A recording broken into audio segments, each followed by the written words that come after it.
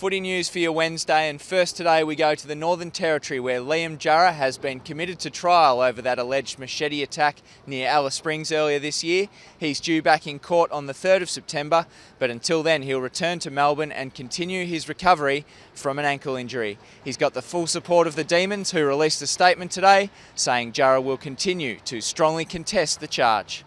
Adelaide won't risk Kurt Tippett for Saturday's blockbuster against Geelong and will instead send him home to Queensland to rest. Brenton Sanderson hopeful the key forward will only miss the one game and return for the following week's clash against Essendon. Kurt's recovering really well. He did some running today and he's going to get some more tests done this week.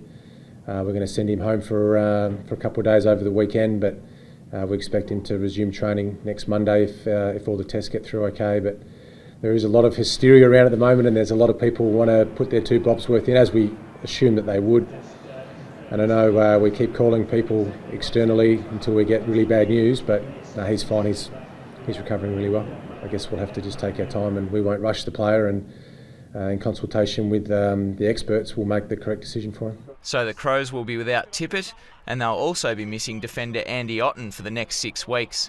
He's undergone surgery to repair cartilage in his previously reconstructed left knee.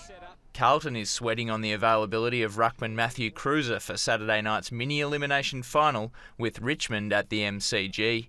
The 23-year-old missed last week's win over the Bulldogs after succumbing to a hip complaint that's dogged him since round 15. Matthew will be an assess after training, so he'll do some work, but we'll have to assess how he pulls up. It's, you know, some of these niggles and things are sort of pretty much a, you could say just a session by session, not game by game, but session by session assessment to see where they've gone and how they've pulled up and can we push on.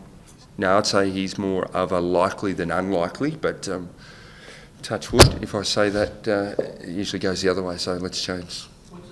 With its season virtually on the line against the Tigers, Ratton was reluctant to blame injuries for the year the Blues have had. It's been one of those things, you know, I think it's 65% of our injuries have come from collision, so we haven't had a heap of soft tissue. It's sort of, you know, this part of the year you start to get a few. That's sometimes just a bit of a luck, you know, and the season's still alive and kicking, and, you know, we just know with 6 weeks to go, if, you know, we can get, you know, I suppose momentum into the season, which we haven't had, you know, we could become very dangerous. But until we do that and get consistency on field to get the momentum with wins, it's something that we're chasing.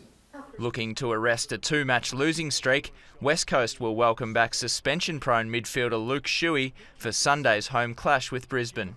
Coach John Worsfold hopes the 22-year-old has learnt from his time on the sidelines.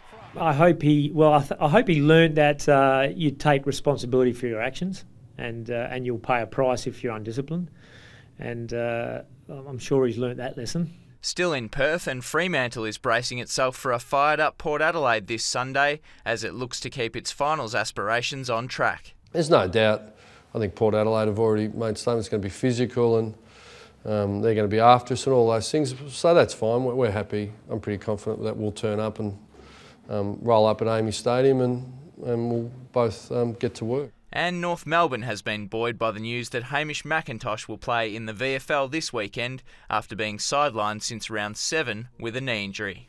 No, he's going to play this week at VFL level, so that's really exciting for Hamish. He's been a little bit longer than we anticipated, just a couple of little, one minor hiccup along the way, but no, it's great to have him back out. He's been training for a while, so match fitness shouldn't be too much of an issue, but he'll play minimum 50% in the VFL this week and then back available for selection, which is really exciting for him and for us. And finally, the Western Bulldogs have elevated South African-born speedster Jason Johannesson from the rookie list. The 19-year-old replaces defender James Mulligan, and he's every chance to make his debut against St Kilda on Sunday.